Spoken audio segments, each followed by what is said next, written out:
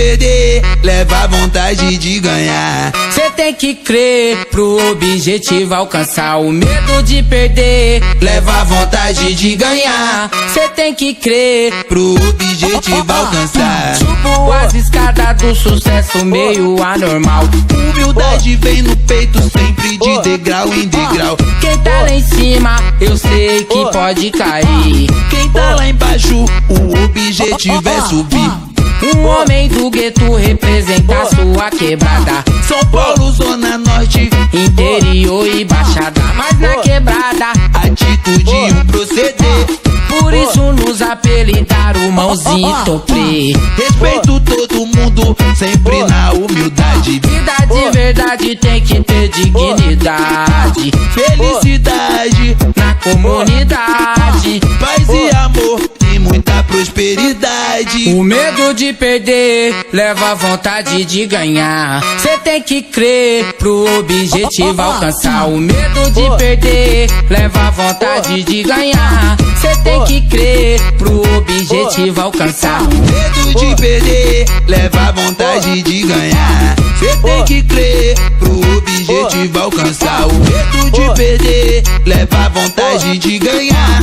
Cê tem que crer pro objetivo alcançar. Mais uma do DJ Pedro. Não vou nem falar mais nada. Agora eu só vou escutar.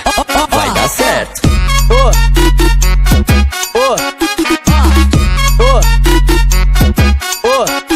O medo de perder leva a vontade de ganhar. Cê tem que crer pro objetivo alcançar. O medo de perder leva a vontade de ganhar. Cê tem que crer pro objetivo alcançar. Subo as escadas do sucesso meio anormal.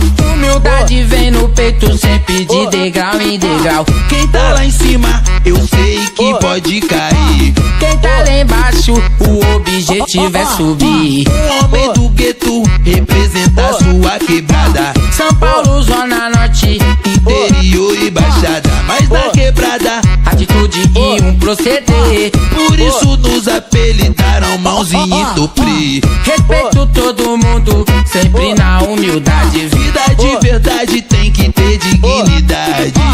Felicidade na comunidade. Paz e amor e muita prosperidade. O medo de perder leva a vontade de ganhar. Cê tem que crer pro objetivo alcançar. O medo de perder leva a vontade de ganhar. Cê tem que crer pro objetivo alcançar. O medo de perder leva a vontade de ganhar. Cê tem que crer pro objetivo alcançar. O medo de perder leva a vontade de ganhar.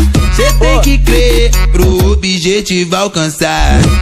Mais uma do DJ Pedro. Não vou nem falar mais nada. Agora eu só vou escutar. Vai dar certo.